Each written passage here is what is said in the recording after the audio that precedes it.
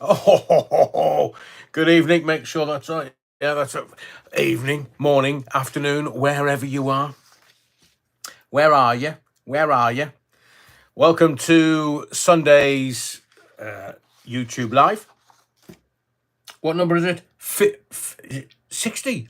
Is 60? I'm sure it was 60 tonight. Maybe it's 59. Maybe old age is getting a hold of me. But evening to everyone that's in the chat and chatting away. We're going to have some polls this evening, so you're going to need to be on your mark in the chat this evening. So Andrew James, Adrian, what did you have for dinner? Double A. It was homemade chili. Oof, blimey. My derriere's going to feel it in the morning, that's for certain. No alcohol, obviously, because I'm broadcasting this evening. Let's just get hold of this. Just make it a little... That's better. So, no alcohol, but boy, oh boy, oh boy, did I enjoy that chili. Thank you, Andrew, for asking. It's very kind of you. Jilly B, 62, good evening. Rev, good evening all. I hope you're ready for the Simon. I've got a bit of a cough. I have got some... tablets, so to speak. I've got some strepsils for my throat and me cuff. We shall wait and see if I get through this okay. Dan Payne, evening, yeah, wrong'uns. Evening, Dan. Andrew James said double A is cleaning out and polishing his enormous pipes and organ for today's sermon. I do have the largest organ of this parish, let me tell you. Mr. Jollop, good evening, Adrian. Yeah, wrong. And a good evening to all in the body of the Kirk, especially to the wonderful... Stop making me cough. Talbot Tracy. You're the best, honey. Talbot Tracy, get your coat, you've pulled. PT Ham. Hello, yeah, wrong'uns. Evening, PT Ham. Rich, it's Sunday. It's nearly 8 p.m. Time for the Sunday sermon from the Reverend Adrian Allen, to fellow wrong'uns who gather here. And as Prince once sang, we are gathered here this evening to talk about that thing called life.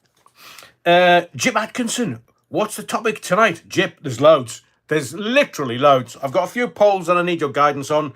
I'll tell you what the running order is in a moment. But thank you for being in the body of the Kirk. To Sean O'Connor, I'm sat here in a night of hot bath. Oh, Sean, me eyes. You could have worn something.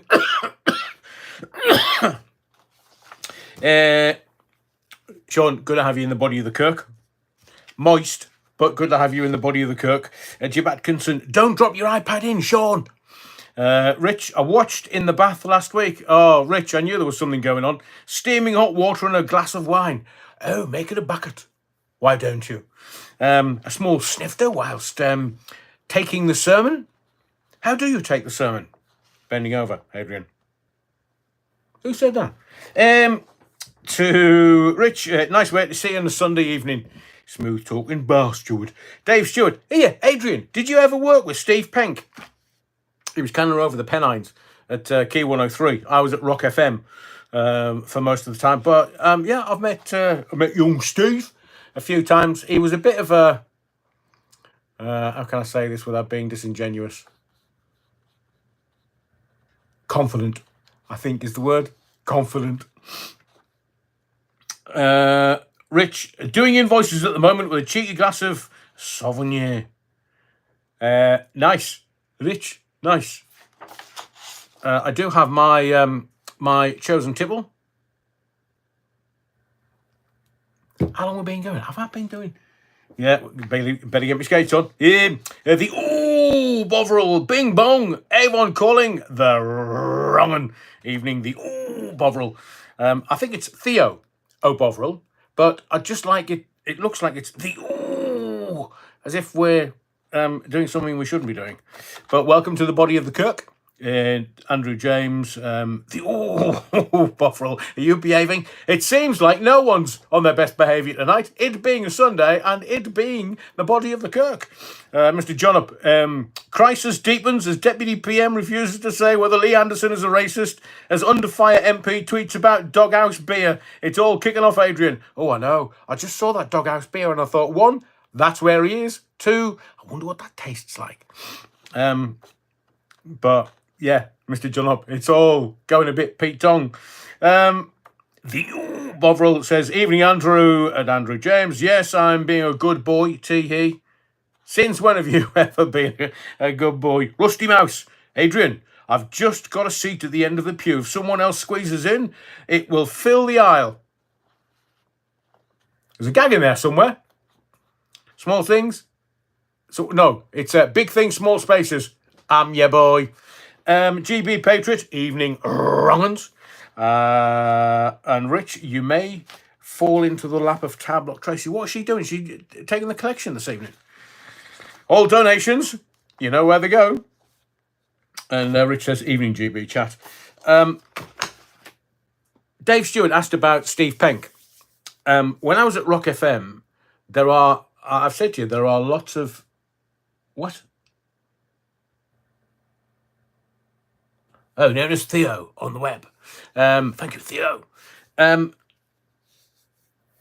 There are some fantastic stories that I will tell you in good time.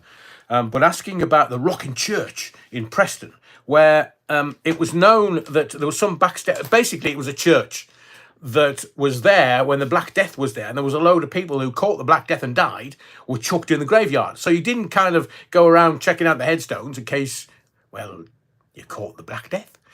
And, well, I'm hoping that story is true. And it was built within a church, the confines, and it was split. Backstairs, because I am a bit of a backstairs boy. You could stand there and watch people kill themselves at Preston bus station, because they used to chuck themselves off the top of the bus station. So there's many a time where I've been standing there just having a chat, because it was kind of almost like a smoker's corner. I've never smoked, but that's where the cool kids hung out. And there was many a time I've seen somebody just chuck themselves off the top of Preston bus station to kill themselves. And there's many a time there was kind of an underpass, because it was a double carriageway outside of the church across to the bus station. There's many a time where somebody's been coming out of the underpass as somebody's chucked themselves in. But there's lots of stories from Rock FM in my time. I can't really tell you what I know, because literally it will bankrupt me with all the litigation. But if you just happen to Google a name called Owen Oyston, he's a former owner of Blackpool Football Club, and he owned a modelling agency. So that's all you need to know. Just go and Google it. It's safe for work, don't worry. But that is a story. Maybe I should do that and tell you. It'll have to be another one, because I only came up with, blimey, I remember Owen Oyston. Blimey, I remember Owen Oyston turning up at work in his Rolls Royce. Oh, I forgot to mention Lionel Leighton in Worthing, because Lionel always tells me he's in Worthing. Brilliant, Lionel. Lionel, good to have you in the body of the Kirk. So, tonight's Simon. There's something going on with my phone. I'm not quite sure what it is, but yeah, very odd. If I suddenly cut off, I'll be back with you soon. Welcome to the legendary Battenburgers. Welcome, Rich. Thank you always for your kindness, both monetary and all your compliments, and you taking part and engaging with the theatre of the mind, the Sunday sermon. So tonight there's going to be 3 polls. 3. I'll tell you what they are just later. We're going to talk about the Post Office Horizon story and a poll. Celeb Big Brother. Are you following Odysseus? It's the new moon craft. Have you followed that? I was captivated last night watching it via sort of all the different news agencies, because all the news, and we can talk about Man on the Moon, because I was watching it last night thinking, right, the Chinese have put something on there, and now the Americans via private companies have put something on there, and I'm thinking, well, hang on a second, 50 years ago we were putting men on the moon, so why are we not putting men on the moon now? Because we have the technology, but then NASA's lost all of the trajectory data. They've lost loads of stuff from the Apollo moon landing stuff. And I just thought, well, hang on a second. So we can't get past the Van Allen belt that encapsulates the world. Human beings can't get past that. So we'll talk about that. Odysseus, if you're following it, it's laying on its side. Must be a slacker. It must be 17 and on the dole, because that's what 17-year-olds do. Just lie on the side all day. It's fallen over and it's got its head against a rock. You can't make it up. We'll talk about Esther Ranson, and Esther McVeigh, if you want, because isn't she the Minister for Anti-Wokery or something? Or Common Sense, the Minister for Common Sense. You won't find that on the Tory Party website. We'll talk about fatty versus fitty. Seemingly the cops are a little more rotund, so the girls are being allowed not to do the fitness training. Blokes breastfeeding. And if we get enough time, we'll do a little bit of Dan Wootton. So, firstly, I will say that it's spring in less than 30 days. The spring equinox, when it's officially spring, is on March 30th. So it's not that far away. It's close-ish. What are we, 25th of Feb? Yeah, not far away.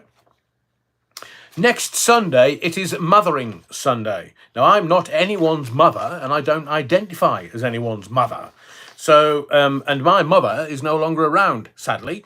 And I do think about her every day, jokes aside. And I'm sure there are many people watching this whose mum or dad, who they may have been close to, are thinking about them currently. So do we, because it's Mothering Sunday, do we still do a live next Sunday? I'm going to ask for your engagement and input. 1 for yes, 2 for no. Should we have a Mothering Sunday live next Sunday? 1 for yes, 2 for no. 1 for yes, 2 for no. And I will be steered by you. Yeah, wrong-uns. Right, I'll be working next weekend then. Overwhelming, you tarts, man. Tarts. Andy Turner. What was that? A question mark or a 7, or is that my eyesight age thing? So it looks like there'll be a live next Sunday, 8 o'clock, as ever. I just wanted to mention the Ranty Rolex. Now, it seems to be getting a bit of engagement. It seems to be getting a bit of traction. People are liking a bit of a rant. Thank you to everyone who voted, by the way. I've taken your guidance, taken it on board, appreciated the feedback, and the Ranty Rolex videos I'm trying to do a little bit more regular, because it just gets it out of my system. Oh, there's nothing better than a bit of a rant. And I've always done it. I've always done rants on the radio. This is just no different, except you see my ugly fizzog in vision. So, and if you want to hear a proper Rolex out rant, then there's a playlist with all my radio stuff on there. And if you go and listen to one of the rants that I did back in the day, then you'll understand. God, that's pretty odd. Only 304 sleeps to Christmas, just in case you're counting. And today I was just thinking about, I don't know whether you do this, whether it's Rich in the bath or who else was in the bath while you're soaping your bits. Do you just think, whatever happened to the new normal? Or is this it? Is this as good as it gets? The new normal. What on earth is the new normal? And the new what? What is it supposed to be? I mean,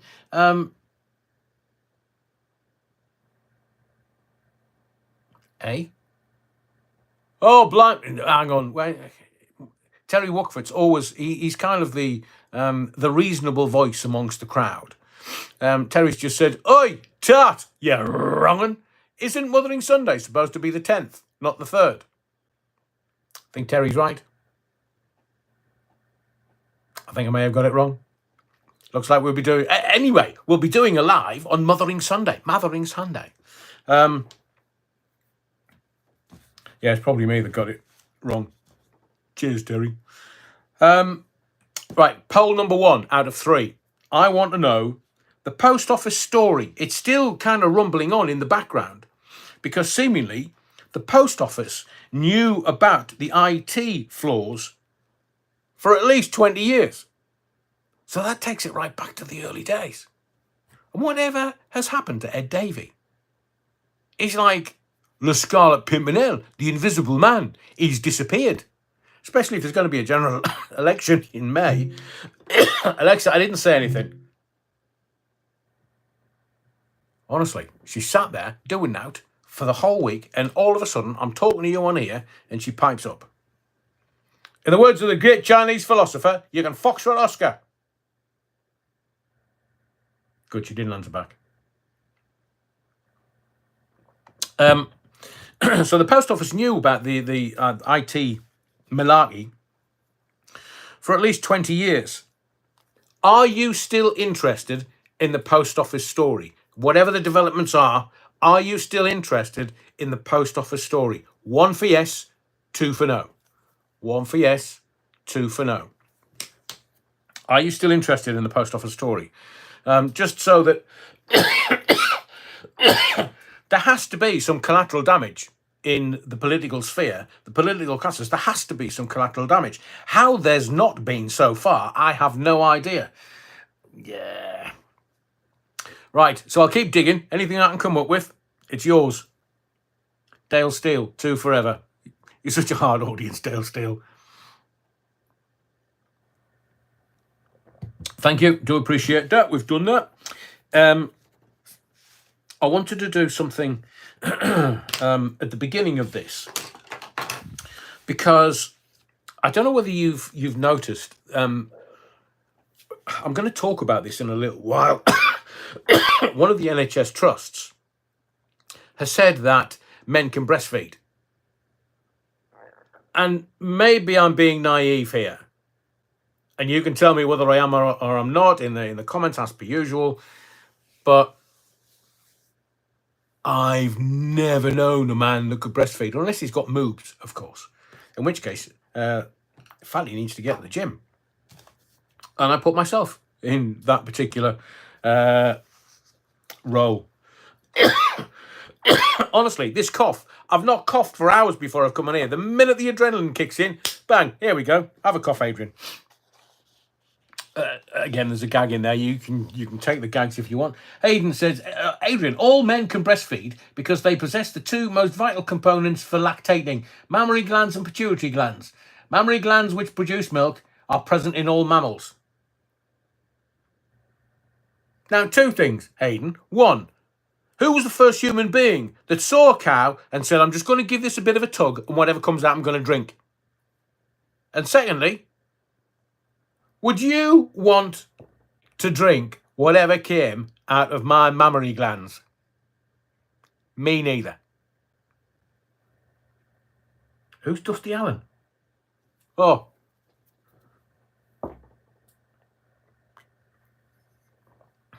Exactly. It's the Agincourt salute. I want to get serious here. Stop distracting me. I want to get serious. Because although we have this, it's almost a fight between the sexes. And there should never be, because we are better as human beings. We're social beings. We're better when we're in a team. We're better when we're in a partnership. I've been single for many years. I've always been in long-term partnerships. But I took a time out thinking, I can't be bothered with this anymore. I've had enough. And then I met the new Mrs. Allen, and it was just a wondrous thing. But there are, and I'm going to use the word traditional. I don't want to get into any kind of argument with where we are with 159,000 genders. But a man has a traditional role, a woman has a traditional role. And although we're coming up to Mothering Sunday, I've been going through in my archive some old radio shows and my old radio show notes, of which I've got extensive notes. And I came across something that somebody had sent me a long time ago. And it's just called Dad. Hope you enjoy it, and I hope it makes you think a little. Dad. 5 years old, Dad knows everything. When you're 7 years old, Dad knows. At 10 years old, maybe Dad doesn't know. At 12 years old, Dad doesn't know. At 14 years old, Dad's gone crazy. At 16 years old, I can't take Dad seriously. At 18 years old, what does Dad know? And at 22 years old, Dad's talking rubbish. 24 years old, I know more than Dad. At 26 years old, Dad seems to know some things after all. At 30 years old, I think I should ask Dad about this. 40 years old, it's amazing how Dad went through all of this. 45 years old, Dad's been right all along. 50 years old, you see, if Dad was here, I could have learned a lot. Life stages from 5 to 50. And I'm sure there's many watching this evening that it has a particular resonance for them. Wherever you are in your life cycle or your path. Some of them, I mean, when we're little, it's like little girls. Little girls at 7-year-old, they're 7 going on 70. They know everything, literally everything about the universe and everything. Faith Odd Beeblebrox, Hitchhiker's Guide to the Galaxy. 2 heads, 2 brains, knows everything. But I just came across that and thought that is very applicable to the wrong uns in the church, in the body of the kirk on a Sunday evening. Hope you enjoyed that. Let's get into a bit of celeb big bro. Because today it's come out that Sharon Osbourne and Louis Walsh, who didn't particularly see eye to eye on the Y Factor, she's going into the Big Brother house. Sharon Osbourne's flown in. She's come in by jet. Obviously, it takes her a week and a half to acclimatise. And Louis Walsh is... she's flying in from the US next week. Louis Walsh is already over here. He's Irish. Big Bro starts on... that's where I've got the two mixed up. The Mothering Sunday. And ITV1 Big Brother starts March the 4th. They've got a £15 million sponsorship deal, so they can afford to spend a few bob on some of the celebs. And it's 2 weeks before they go into the house. So what are they doing? It's the PR trick that I've told you before. They start teasing 2 weeks ahead. Any further out, 3 or 4 weeks, it's just going to be lost. Any sooner, maybe a week or so before, it's not going to get enough traction. It's not going to get enough engagement. So they're starting the PR machine. It's starting to be ramped up. Now, Fern Britton, she was in the press yesterday going, I can't wait to get into Big Brother because I'm going to talk about stuff like Schofield stuff, how we fell out. And I was like, hang on a second. That was decades ago. I mean, Ollie Willoughby, she's been on This Morning since what? 10 years-ish?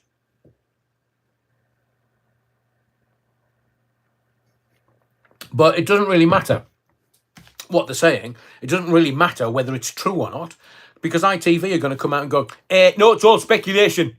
No, not telling you. It's all speculation. You'll have to speculate. I'm not giving you facts. Knowing full well that it's part of the PR machine, leading up to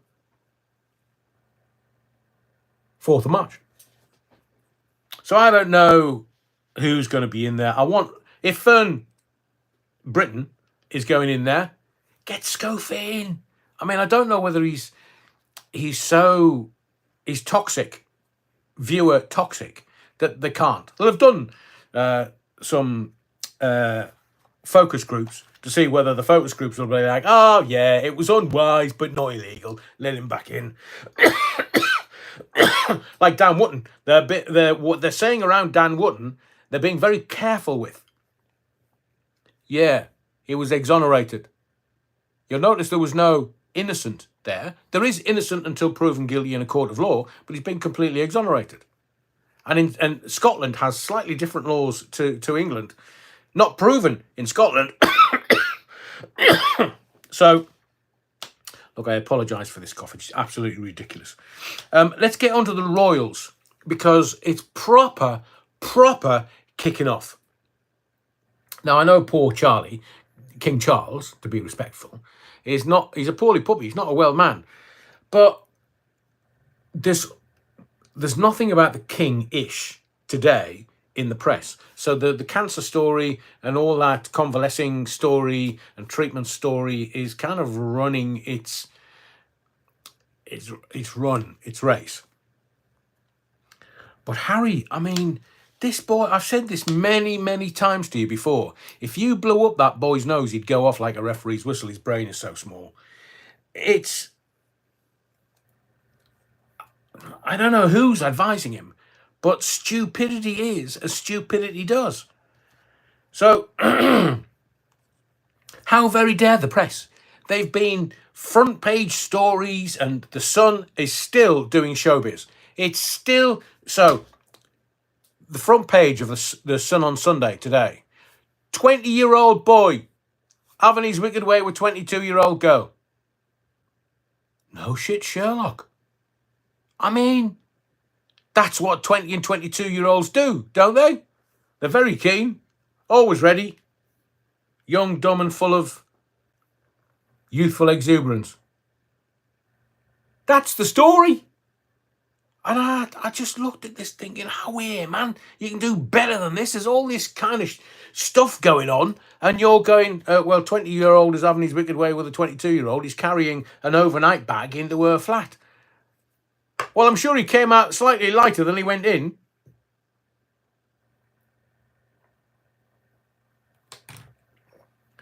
It's not news. I don't know who's... Let's go on to Harry. So, looking at the press, I was about to tell you that there's no Harry, no William, Prince of Wales, no King Charles, unless you count the comment about Ukraine. Now, Charlie's come out and had a little bit of a comment, which we'll get to, because I want to talk about Ukraine. In the background of the show, lots of people contact me and talk about varying different things. Some just in general, some very pointed, some very in-depth, and some with incredible information. I mean, I've had quite a few this weekend, and some of them are just breathtaking. One of them has been, it's about Ukraine, and I want to read that to you verbatim so that you get the impact of it. As I read it, and just my eyes were like saucers. But the royal family, I know it's dysfunctional. I know King Charles is not in a very envious place as regards what's going on with his son or not son, or Meghan, and whether she was on the game or not. I've seen the videos. I've seen the pictures. I've seen her pimp. Who knows? Who knows? I would never cast aspersions sailing on yachts for nothing. So, Harry, I've said before, upstairs for thinking, Harry, downstairs for dancing, not the other way around. And without being too base, there's no conscience on an upstanding marriage guidance. So, I want to talk about Harry Harold. Even Donald Trump. Donald has got involved. Now, Donald appears to be the moral compass of the world, the moral compass of America, the moral compass of everywhere. He's just trying to talk it straight. And he's just getting on with it because he believes he's going to be the next president of the United States. We will talk about DJT coming because I'll tell you this, and I have been telling you this for the longest time on these lives, that the deep state is going to pull every stunt, every conceivable way to stop the DJT from becoming the next president of the United States. I mean, look, they've got that old boy who can't even walk in a straight line and chew gum and speak at the same time. He's going to stand for re-election at 81. No.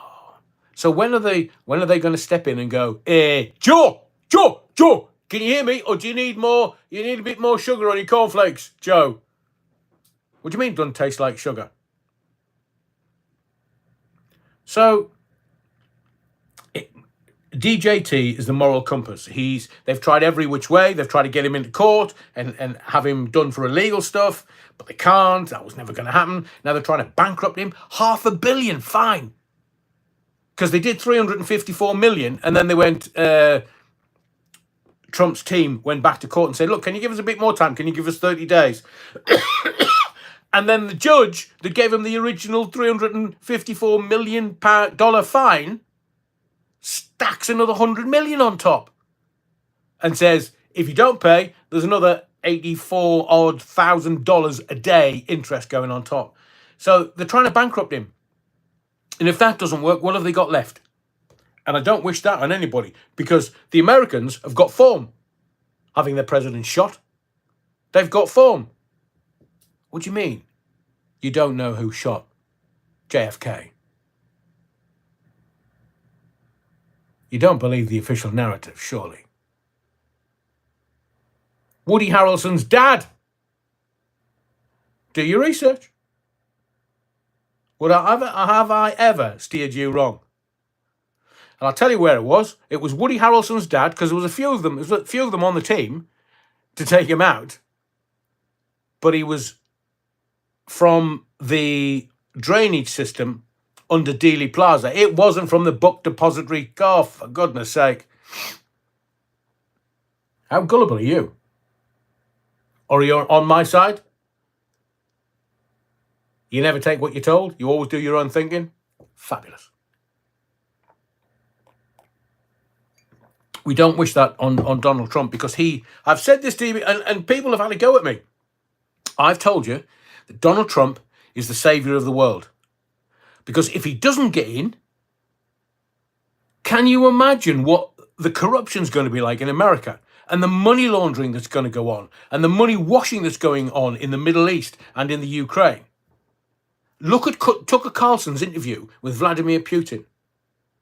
How brassed off were they that Tucker Carlson had the temerity to interview him? Not only the temerity of Tucker Carlson, but the temerity of Vladimir Putin to tell the truth.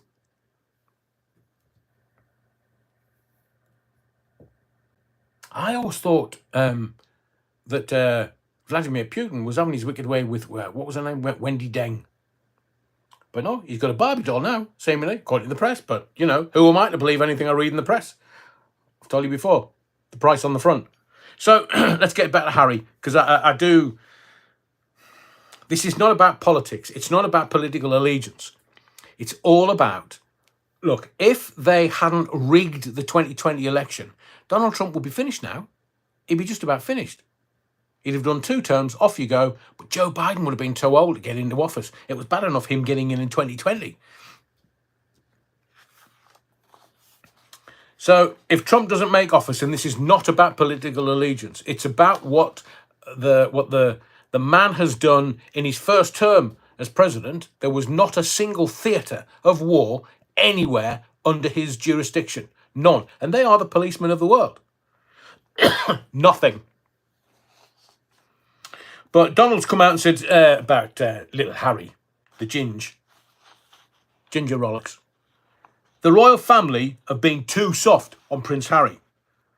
And Donald says he believes that the royals were too gracious over Harry's revelations, including the royal race row and the pot shots at King Charles and his brother's missus. And Donald says, I wouldn't protect him. He's betrayed the Queen. That is unforgivable. He would be on his own if it was down to me. Be interesting to see what happens if he does get into the presidency from January next year, because I watched this court furore in America, in Washington last night. And they were... So, Harry the Spare, his book. Is it Recollections May Vary? Because now his lawyers or his legal team are coming out and saying, no, he just over-egged that particular pudding. No, he was just saying it to flog books. So that makes Harry a liar then. So what is worse? Harry being fingered, that'd be Meghan then. Harry being fingered as a liar. Or now is it that both sides, it's the think tank Heritage Foundation versus Homeland Security. So Harry should technically have confessed any drug usage. Category 1 drug usage that would have stopped him from getting into America. Now, we know it's all a farce. We know he could just pick up the phone and go, Dad, well, they reckon you're me dad. Anyway, they're kicking off in America. I might not get in. And the King could have just had a phone call to, hello, it's King Charles here, or the prospective King. Could we just allow Ginger Rollocks into the country, please? I want him off my hands. PDQ. Let him in. Okay, your kingship. I mean, how old's America? 250 odd or 240 odd years? Where they got rid of royalty, they got rid of the Brits because they didn't want to pay any taxes to the King. Do you think the King holds sway in America? But now that he published Spare, and in Spare, he's admitted that he's had a bit of weed, he's coke, marijuana, psychedelic mushrooms, and obviously ayahuasca. Now, ayahuasca's not illegal, but coke and... well, you see, weed's not illegal in some states. Maybe you'll move there. And he's done some shrooms, but he's not admitted it. So, either one, he's not filled in the form correctly, and I don't think Harry would fill in a form under any circumstances. He's too lazy to hold a pen. Twixt finger and thumb, Your Honour. And he then, somebody, or him, or the ghostwriter, he's gone, yeah, I've done loads of gear. Loads, yeah. And this revelation he thought was going to sell books. So his legal team is saying, well, you know, Harold may have embellished the recreational gear usage to sell his book Spare. Well, has he or hasn't he? Let's just have the truth, man. Stop buggering about. Let's have the truth. So, has he lied to sell books, or has he lied to get into the United States of America? And as far as some people will say, well, if he's lied, whichever way he's lied, he can't lie straight in bed. He can't be trusted. I think the royal family are on your side. They could have told you that months ago. Then, if he hasn't told the truth, his visa should be revoked. Either way, he's fecked. Either way. No, Your Honour, I'm not in a court of law. My father will deal with this. I'm privileged and entitled. It's got the name Prince in my name. Well, that little purple fella in Minneapolis also had Prince in his name. And look what happened to him. Of his tits on fentanyl. Now, the Heritage Foundation argued that Harry's drug use should disqualify him from entering the US under federal law. The laws of the land, in essence. And the Homeland Security have said that Harry's immigration records should remain private. One rule for one, another rule for everybody else. Is it just him and his missus are just, they have a lust. Call her lusty. Lust. They have a greed and lust for publicity. Now, I know that Hollywood is all about, look, you need to get your ugly fizzog in the papers as much as possible so that you have a certain profile, and the producers will go, we need a female, a bit lusty, is she called Meghan now, or is she called Duchess? Yeah, her.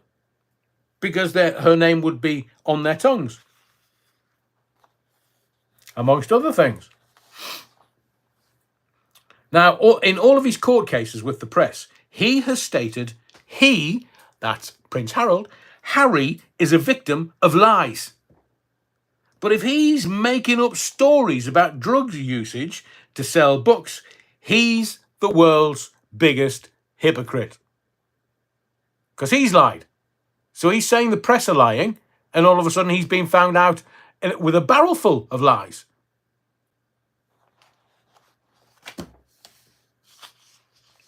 I think he's in a bit of a bind, to be fair. I'm not sure how he's going to get out of this, if at all. So today, I don't know whether you've seen the Mail on Sunday. As I tell you many times, I do take the dailies, and that's kind of the headline. King hails the true valor of Ukraine. He says it's a second anniversary. But you see that picture underneath? Oh, there's the Boris the Clown. Boris the Clown. No, Volodymyr, don't stop the war, man. You're nearly winning. The win's just there. I mean, how close can you be to a win? You're winning, Volodymyr. By the way, are you buying some more gear off us? Got some nice airplanes. Got some nice bombs. So in this picture, this picture here, you've got Justin Trudeau, the Prime Minister of Canada. What's he doing? He's not part of Westminster, surely not. And then you've got Volodymyr Zelensky. Have you seen him dancing? Have you seen him dancing in that video? I mean, pink. And then there's Ursula von der Leyen. What's she doing there? Head of Europe. What's she doing? And then some no name at the end. But Boris the Clown, and there's Charlie, here with his missus. Yes, we're behind Ukraine.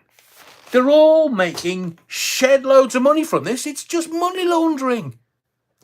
That's what that's all about. But I want to read you something that came through that is... I'm just going to read it out. It's in an email. It came through to me, and I'm just going to read it verbatim as it's come through. Hi, Adrian. Everything we have heard about what's happening in Ukraine is a lie. The reality is darker, bleaker, and unequivocally hopeless. There is no such thing as Ukraine winning the war. I believe it's all being ramped up after the Tucker Carlson interview with President Putin. The headlines are going to say it's the second anniversary of the invasion. But by Ukrainian estimates, they have lost over 1 million of their sons, fathers, and husbands. An entire generation has gone. Even in the southwest, where the anti-Russian sentiment is long-standing, citizens are reluctant or straight up scared to publicly criticize Zelensky because they believe they will go to jail if they do.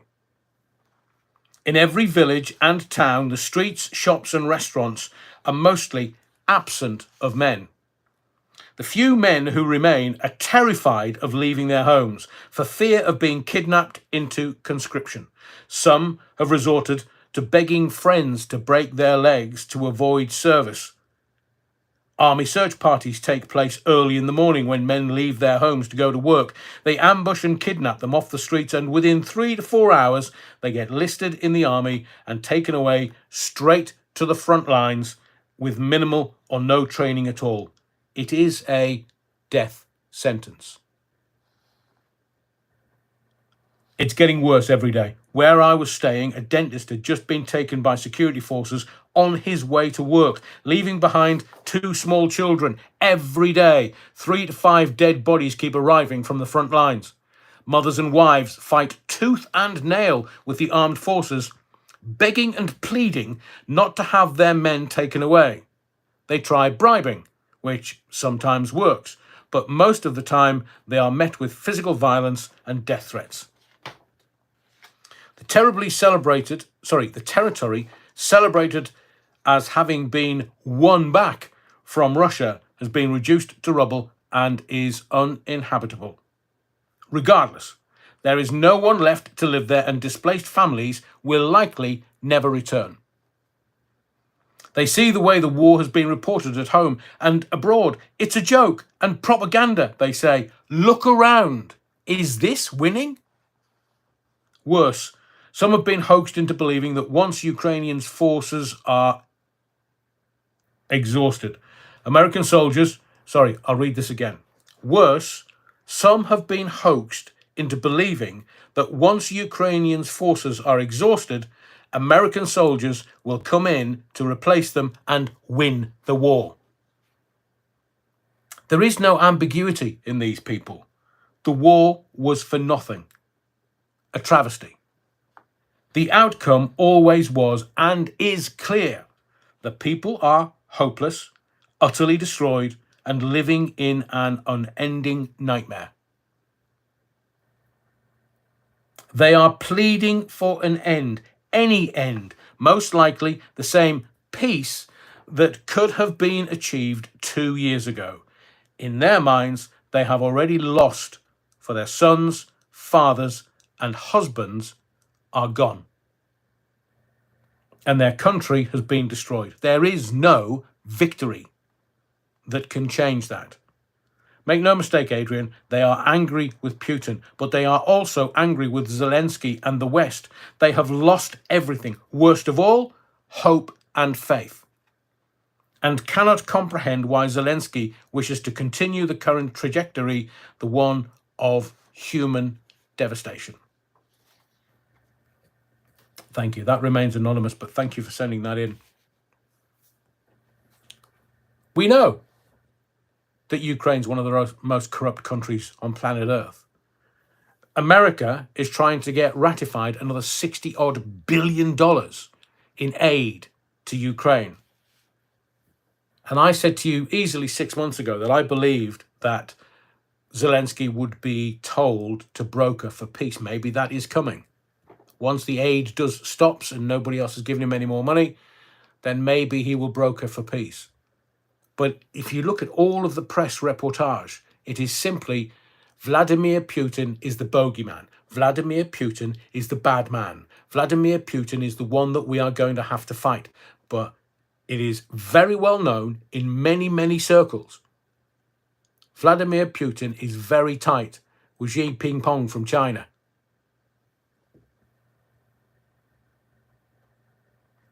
And America needs a forever war. Where's it going to be? WW3.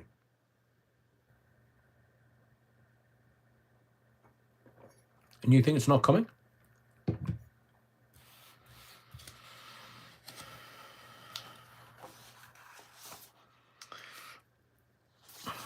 As I say, if you look at the geopolitical nature of what's going on in the world, then Donald Trump's all we have. I mean, he went and negotiated with Kim Jong-un in North Korea. When we were told, oh, we're on the edge of World War III with North Korea. I'm going to throw a poll in here. I'm going to leave that with you to allow it to land and to allow you to think about what I've just read to you from an anonymous emailer. And what is it that we do? When we've got clowns to the left of us, jokers to the right, here I am stuck in the middle with you. Still as wheel, before you ask.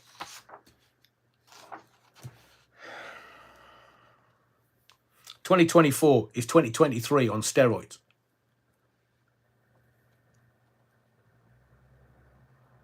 So let me ask you a question. If you look at the channel, there's a couple of little tweaks that we've put in over the weekend, and I have to thank the team for their help, the Scarlet Pimpernel. It's much, much, much appreciated. So we've got a little banner that we've created. We're doing certain things to make the channel a little bit more professional. So I want to ask you a very straight question. It's 1 for yes, 2 for no. Do you want membership with unique content on this channel? 1 for yes, 2 for no. Be really honest with me, because I'm putting enough work in. But if you want membership and you want unique content, then I'm happy to put that into a membership area for the channel. Do you want memberships? Yes for 1, 2 for no. And I will take a look at the votes a little later. To kind of qualify it, are you happy with what's happening with the channel? If you want more, the extras, then that's 1. If you don't want anything else, you're happy with the lives and what we're doing with the channel at the moment, then that's going to be 2 for no. If you don't want unique content, you just want it as it is, then 1 for yes, 2 for no. Interesting. You're obviously thinking about my welfare. So, no, I shan't. But it looks like it's mostly 2s. Interesting. Dan Payne. Very interesting and very deep, Dan. People don't want the truth. I know they don't. I know they don't. It scares. I think I can't... Look, the way that they... if you went out and rattled your pots and pans on a Thursday evening for the NHS, everybody was just trying to do the right thing. There's a lot of optics going on in society. So it was either do the right thing or be seen to do the right thing, helping your neighbour. But the human form is literally a social animal. So they will do for their community whichever way they can. But when you put something so massive in front of the human condition, when people are scared, they don't know how to think. They need guidance. And when we put people in power and their job is to guide us, and people will just rely on those clowns like Bojo or Rich Boy, the sixth former, they're hoping that these people that they've put in power will look after them. I think the last 3 since March 2020, you now know that they're not interested in us, really. They are as cash cows. They want us to go to work. They want us to earn so we can pay our taxes. They're not interested in whether we're awake or not. As I've said many times on these lives, go back to sleep. Your government loves you. Cash cow. So let's talk about, you're probably too young to remember this, but I'm old enough to remember it. You know all this stuff that's going on with Esther Ranson. And there's no way of being able to say to Esther Ranson, I wish her well, because she's got stage 4 terminal cancer. So she's paying her 20 grand, going to Dignitas, and going to have caviar and champagne, seemingly. Champagne she's allergic to, but she's going to have it because it don't kind of make any difference, really. She's going out there to die. Is allergic to caviar, doesn't do her well, but like she said, you know, what am I to do? It'll be my last meal. But I remember, I'm not sure Esther Ranson is going to go upstairs. We'll get a halo, wings and a harp.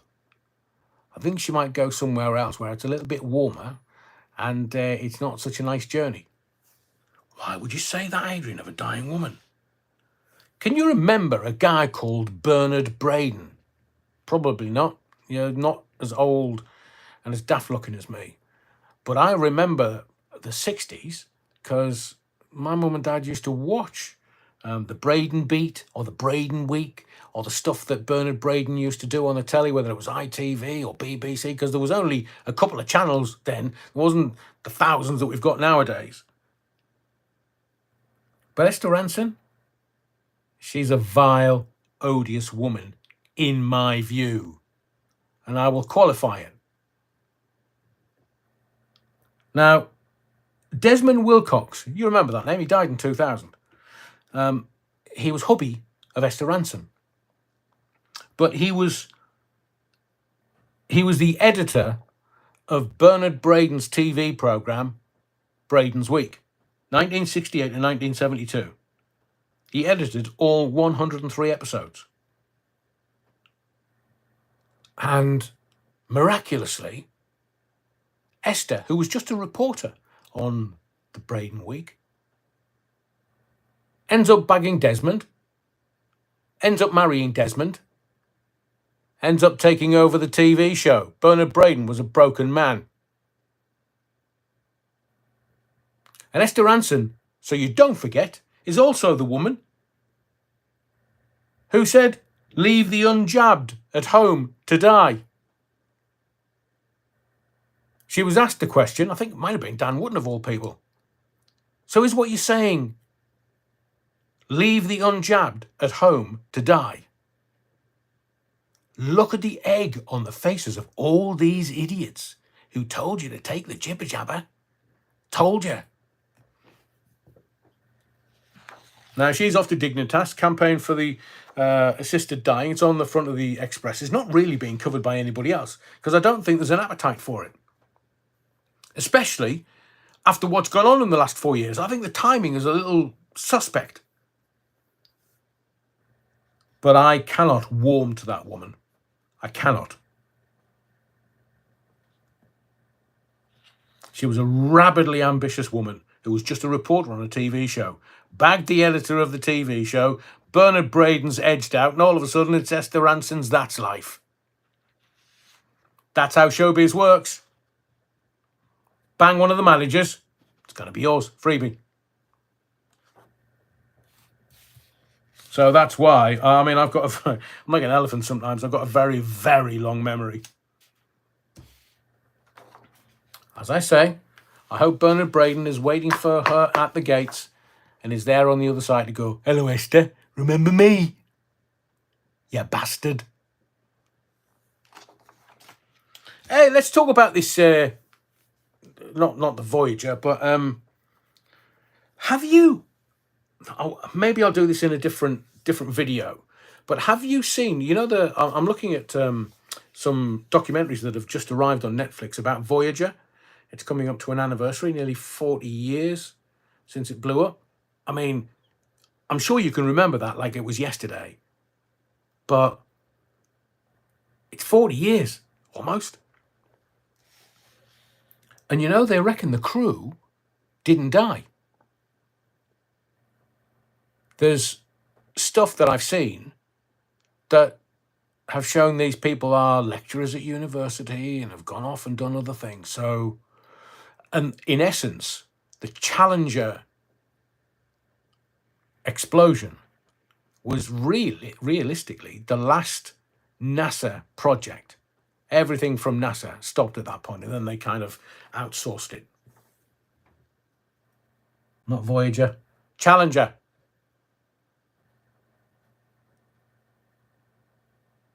And this new documentary that landed on Netflix, very interesting as it may be, doesn't tell the whole truth, I'm sure. Tablock Tracy's said, 200 odd watching, 68 likes, bunch of slackers. Come on, hit the likes, because then the algorithm goes, oh, blimey, all these people like that particular video. Yeah, we'll send that out, we'll promote that. So the more likes I get, the more it's promoted by YouTube, seemingly. So we'll talk about this Odysseus mooncraft. And I was watching in real time where they were going to say, well, yeah, it's landed on the moon. We have technology in 2024.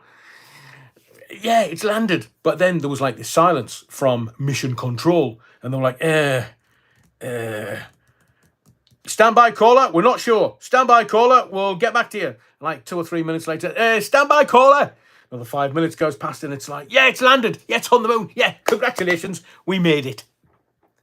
Where's the pictures then? We're just sorting that out. So stand by, caller.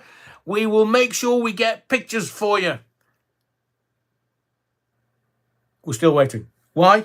Because Odysseus has landed on the moon. It's lying on its side. Like I say, it's that 17-year-old. Or just been sent off to university. On its side with its head lying against a stone. It's a long journey to the moon. Might need a rest. The mission controller is saying, yeah, the sun's in the right place. Well, universal laws tell us that the sun's in the right place. To charge the batteries, and the batteries are fully charged. All right, then, clever clogs. So we've got fully charged batteries. We've got cameras on there that are going to take pictures. But how are you going to get this Odysseus on its feet, so to speak? Well, pictures soon, Adrian. We'll get pictures soon. Don't you worry. Honestly, they can land it pinpoint onto bits of rock floating through the universe, but put anything on the moon, always something going wrong. Always. Final poll of the evening. I want to ask you, do you want Alex Belfield stories? 1 for yes, 2 for moved on. Are you wanting me to do any more Alex Belfield stories? 1 for yes, 2 for moved on. Interesting. 1 for yes, 2 for moved on. Ooh, okay. Very interesting. At least you stopped me from doing work. I'm going to do got a few contentious things that I want to talk to you about. Keep going. Do you want me to do Alex Belfield stories? Stuff that I know. 1 for yes, 2 for I've moved on. Anti-Turner 3. You're on. GB Patriot. 111. You know this phrase, go woke, go broke. Well, the Uncivil Service have launched 20 courses on diversity, including cultivating your cultural intelligence. What? Now, I have been diversity trained many moons ago. And my diversity training, while I was in Scotland, was... Now, I'm a Sunderland supporter. That's because I was born in Sunderland. So you don't choose your footy team. These shandy-drinking Southerners in London who were saying, oh, yeah, I'm a Man United supporter. What the actual... What? You can't choose your footy team. Now, I do have allegiances to certain teams because I remember Celtic winning the European Cup in the 60s, and I remember watching it in black and white at my grandparents' house. So I have a little allegiance there. Jeff Hurst, who played for England, scored all the goals, played for West Ham. So I've got a little allegiance to West Ham, but they're not my team. Spurs, knew Mrs. Allen's family. They're all Spurs supporters. So I have a little allegiance to various teams. And I always look out for teams and their scores. But my team is Sunderland. So I go to this diversity training. And this is... I'm going to skirt around some of the stuff. But they said to me, I said, so can I call gypsies pikeys? No, you can't say that. I said, why not? Well, you just can't, it's disrespectful. I said, but I had the King of the Gypsies in Nottingham who were there for the fair week that they have in Nottingham, and he rang my phone in and he said, Adrian, I'm the head gypsy, and I'm telling you, you can call us pikeys, and I'll tell you for why. Because the only broadcaster that I've ever heard in the British Isles say that there were 5 million gypsies exterminated by the Germans. Nobody else mentions that, Adrian. You're on our side. So I put this to my diversity trainer, and I said, I've had the gypsies in Nottingham who travelled to the fairs in Nottingham say to me, you're the only broadcaster in this country that recognises the 5 million gypsies were exterminated by Hitler. You can call us anything you want, Adrian. You're one of us. We support you. Oh, well, I said, so I said to this diversity trainer, that's your bigotry, not mine. I want people to know the truth. The gypsies are on my side. The travellers are on my side, but you're saying I can't use a word because of your bigotry? Oh, it kicked off big time. I mean, I was nearly thrown off the course. And then they said to me, right, Adrian, if you saw this date as a screensaver in the office, would that upset you? I said, I've no idea what it is. Well, it was the year that Rangers were formed.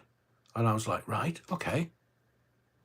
But what happens if you're a Celtic supporter? I'm a Sunderland supporter. Yeah, but if you were a Celtic supporter and you saw that, it might inflame the situation. I said, it wouldn't. You've asked me if I saw that date on a screensaver in the office, how would I respond? And I'd go, I'm a Sunderland supporter. Means absolutely nothing. They said, all right then. If you saw the date that Newcastle United were established on a screensaver in the office, what would you do? I said, I'd chuck the bloody computer out the window. There, so you'd be triggered by it. All right, give you that. That was diversity training back in the day. This is, 16 years ago. But I thought we had in government, an anti-woke minister. I thought Esther McVey had been given this common sense, the Minister for Common Sense, or Silly Walks, or whatever it is. So I went to make sure that I got her title right. She's a minister without portfolio. That's it. She's not a minister of common sense. She's not a minister of anti-wokery. She's just a minister without portfolio. I've seen the pictures. So, where is Esther McVey when you need her? I thought she was like all the common sense is put together. We're going to go into a general election and everybody's just going to say, look, it's divide and rule. It doesn't matter who you are or what you are or where you are. They're going to use some lever, some tool to make sure that you and yours are divided and we can rule you. This anti-wokery BS, it's just a lever. It's just a tool to get you and I to either argue or fall out. Why can't we just tell them, look at them straight in the eye and say, here, mate, Foxtrot Oscar. We're not taking your wokery BS or Bojo the Clown. We've had enough. We've had enough. And tell them, start doing things the real way, the proper way, the right way for the people of this country, and then maybe we might start and vote you back into power. Otherwise, your bloody political party are done for. Obliteration is just a few weeks around the corner. Rich boy, sixth former. So it's the uncivil servants will just spaff your money left, right and centre because it's not their money. It doesn't really matter. But they'll spend money on 20 courses on diversity. They need their heads banging together. It's just stupidity run. The lunatics have taken over the asylum. That's exactly it.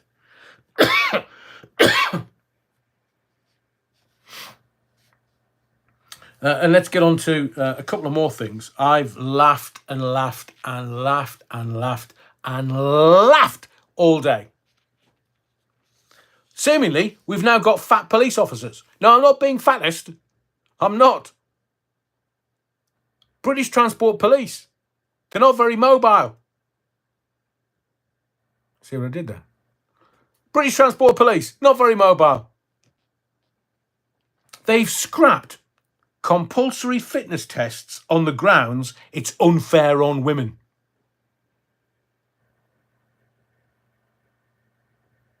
Have you ever tried running next to Paula Radcliffe? So the bleep test, it's basically cops have to have a certain amount of level of fitness. And the bleep test is kind of the fitness test that they use. And it's the officers have to run about 15 metres, which is not that far. Blimey, you can fall over that in a drunken stupor. But they've got to run a 15-metre track for about 3.5 minutes or so. Sober or not, females were more likely to fail than men. So it's not the fatty test, it's a fitness test. Now, some of the newspapers are dancing around it. It's this wokery BS again. Now, so they're saying only new recruits and specialists will have to do this fitness test. Dog handlers, armed officers, specialists and new recruits are required to pass the fitness test. You just have to get to a certain level. I think it's 15 within 3.5 minutes. British Transport Police have 3,000 officers nationally, which is quite a lot. It's not the Met and it's not Police Scotland. They're humongous forces. But 3,000 officers nationally, they lost 50 officers due to failing fitness tests, who are now being allowed back onto the front line. So they've looked at the fitness test and gone, So our officers are a little more rotund, so they're failing the fitness tests. How can we? Yeah, wokery BS. We're gonna say it's mostly women that are failing. So can't do that. We've got to give women special permissions. Look, some officers will struggle to do up their stab vest, let alone jog for a couple of minutes. Now,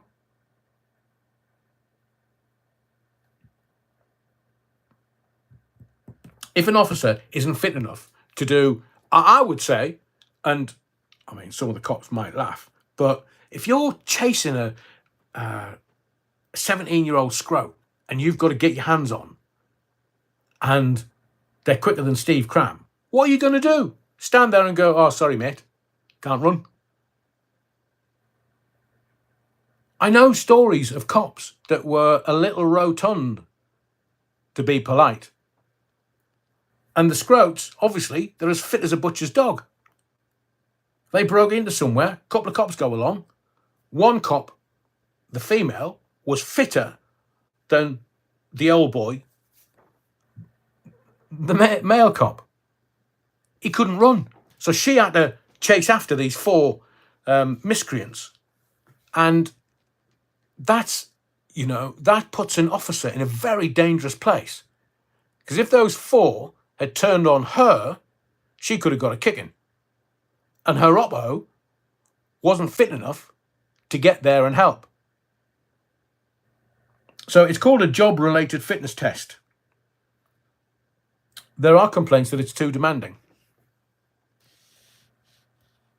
So why don't we change the fitness test? Let's see if they can run to the local Greggs. Or let's see if they can go and get some donuts. Or fast food takeaways. Donuts, anyone? Chief constables across the UK have commissioned research into new fitness standards, but are yet to decide what they should be. Those idiots should know whether their officers are fit enough because all the data's there. If they're fat, not fit, tell them to do the couch to 5K or something and give them a bonus. God, it's literally the world gone mad. Now, I will say this, and I should have said this at the beginning. Being a police officer in this country is not easy. It is not. It's no longer a vocation because people are going in. You've got to do 2 years as a probationer.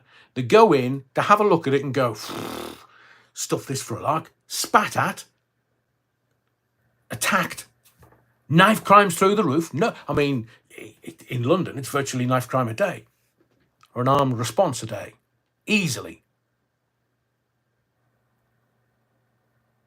And I know some very, very, very brave police officers. But standards have to be maintained. And you can't allow standards to slip and then go, oh, well, I'm big boned.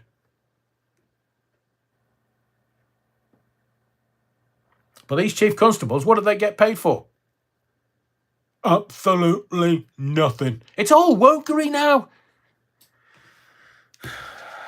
And the scroats know. The scroats know what to do. The scroats know how to get round the system. And our police, what's the old phrase? You get the police force that you deserve. Do you deserve British Transport Police saying, we've got some fatties, we're not, and that's a technical term that we use in radio, should be fitties.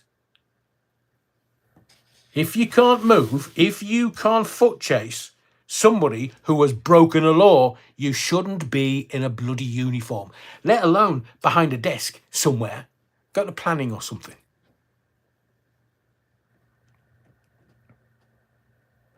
And finally, this one, my brain can't comprehend this. Can't.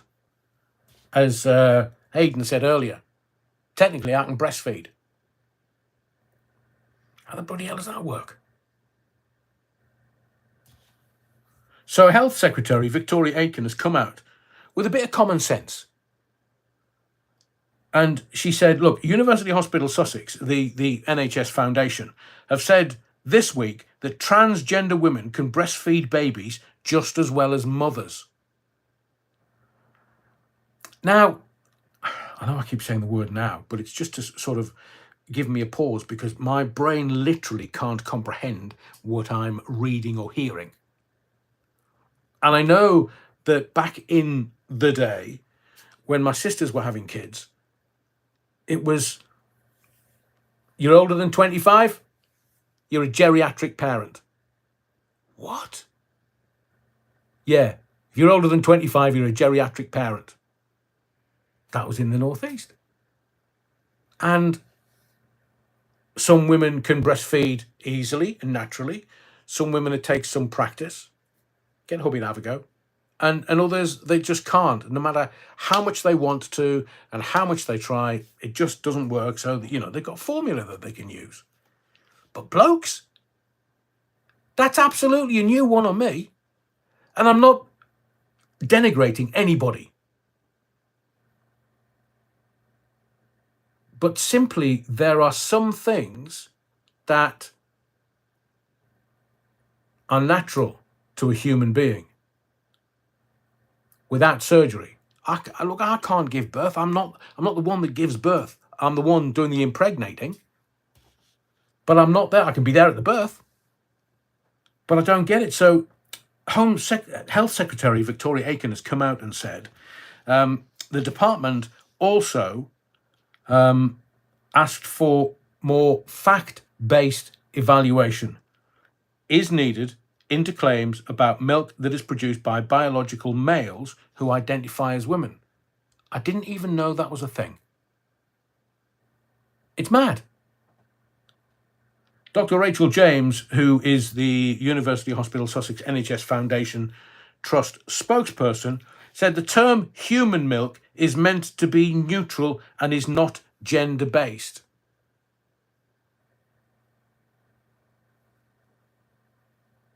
This is going to affect our children. Although formula milk provides safe and effective full nutrition for infants, Health Secretary Victoria Aitken said, I'm a mum. I find it extraordinary that a trust thought that this was an appropriate use of their time. Go woke, go broke. The NHS is fecked.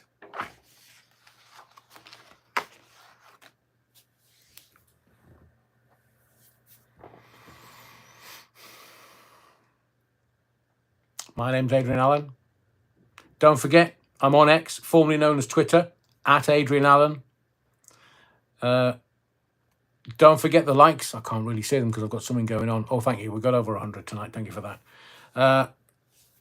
Thank you for your subscriptions. Please make sure that you are subscribed to this channel because it's really odd with YouTube. Lose some, gain a whole lot more. And some people are saying to me, Adrian, I was subscribed to your channel, but I'm not now. What's going on? Well, we're not touching anything. It's YouTube that's doing all that. Thank you for your likes, your subscriptions. Please make sure you're subscribed. But most of all, thank you for your indulgence. My name's Adrian Allen. Don't forget the Battenberg. And I'll see you for the next live Wednesday, 8 p.m.